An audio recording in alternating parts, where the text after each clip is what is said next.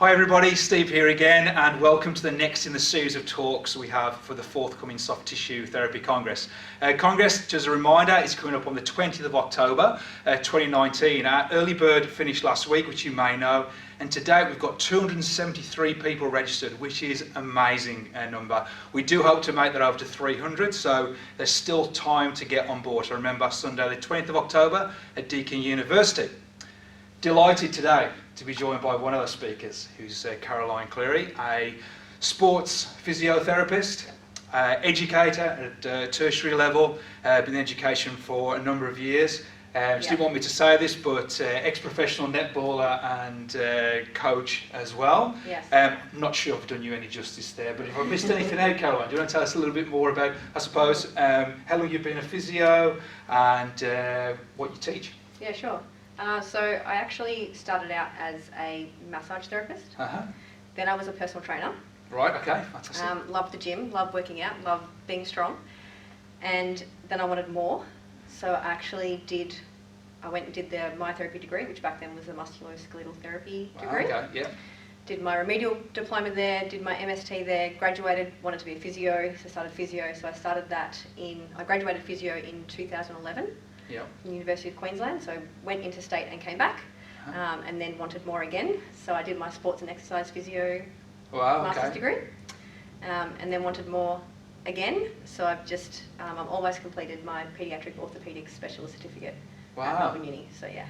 So what's beyond that? Is there anything else left to do for you? When do you PhD as well? Yeah. It's actually a good lesson to anyone that's listening here. We're going off subject a little bit, but you should never really stop learning. That's a great example of doing that, which is why you should be coming to the Congress on the 20th of October. Just get a plug in there.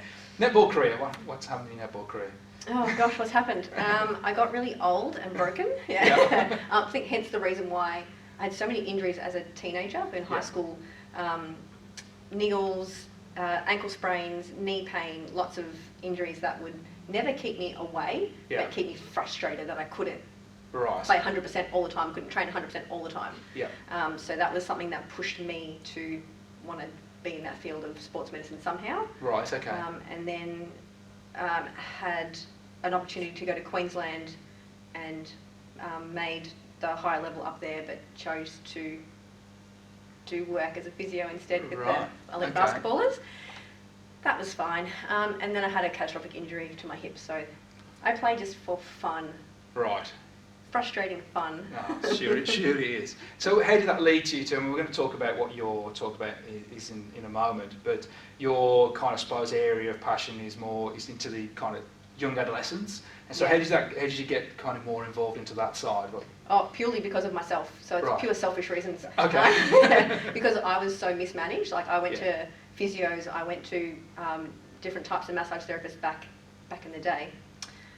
And at the time I thought, this is frustrating, but this is where I have to be. And it's just an ankle sprain, it'll be fine. Yeah. When in fact it turned into chronic ankle instability and not being able to function as well as I wanted to because I was mismanaged at the time. Right. Because apparently teenagers just heal, they don't. So yeah, it was frustrating. And coming out of that, and now probably the last 5 to 7 years, seeing the influx of children and adolescents being brought up in that elite field so young, and having these niggly injuries or big injuries and not being managed properly, it just got really frustrated. And it was just one of those things where I go, they're not to be ignored. These are our potential Olympic athletes when they're 19 to 25. Sure. But they have these massive injuries when they're 12, 13, 14, and then we ruin them and they just have to go, well, that sounds really bad, but we have to look at their entire career from when they first start playing sport and not just when all of a sudden they become elite. Right. I don't think that's a thing. I think they're elite the whole way through because of their drive, their personality, their genetics, their passion. And their parents. True sometimes. So yeah, I didn't like that they were being left behind. Yeah, okay. So you've probably seen this, and then obviously the title of your talk is how to recognise an injury from a not so real injury within young adolescents. That's the title there or thereabouts. If I've missed a couple of words, I apologise. So can you give us a little bit more about that and what you'll be talking about? I think also treating a lot of parents, and they ask questions, and everyone knows this. You have a parent with a child and they ask you a question about my 12-year-old sprained their ankle and they're still limping 4 weeks later, what will they do? And to not be able to give them that proper advice and to be like, oh, they're 12, they'll be fine. Yeah. I kind of wanted parents to understand that you don't need to be in either camp. You don't need to be the helicopter hoverer, and you don't need to be the complete ignorer person where, oh, they'll be fine, they're a kid, they'll push Sure. through. Like, treat them as an actual human being and go, Yeah. they're injured and they want to play sport. But if their sport is Saturday morning netball, or whether it's 6 times a week squad swimming, doesn't matter. Right, okay. Because their personality and their passion for sport should stay throughout their entire life and not be ruined from an injury that they had that was mismanaged. Right. So that kind of pushed me as well to understand from a parent's point of view, not that I'm a parent, but to understand that we don't just ignore them because they're children, or we don't hover over them and get really freaked out and scared when they have a minor injury as well. So kind of find that balance. So I get also, though, from what you were talking about, you kind of be saying, well, how can we find out, is it an injury or is it just part of, like, is it a growth spurt or a growing pain? Is that something you're going to be able to kind of talk to and how you differentiate in the sense? Yeah, definitely. Yeah. I think a lot of people kind of just say, oh, it's a growing pain, don't worry about it. Yeah. When in fact, growing pains are actually a really small part of specific injuries that kids have, or kids or adolescents have. You've got your major ones that we all are quite aware of, but they also need to be managed. We can't just ignore it. Yeah. But other things I've been told by many professionals and parents and teenagers that are now grown going, oh, I had growing pains for 6 years. Right. And you go, no, you grew for 6 years, but you didn't have pain for 6 years. Like, that's not ideal. We want to make sure that we manage them correctly and know how to manage them correctly.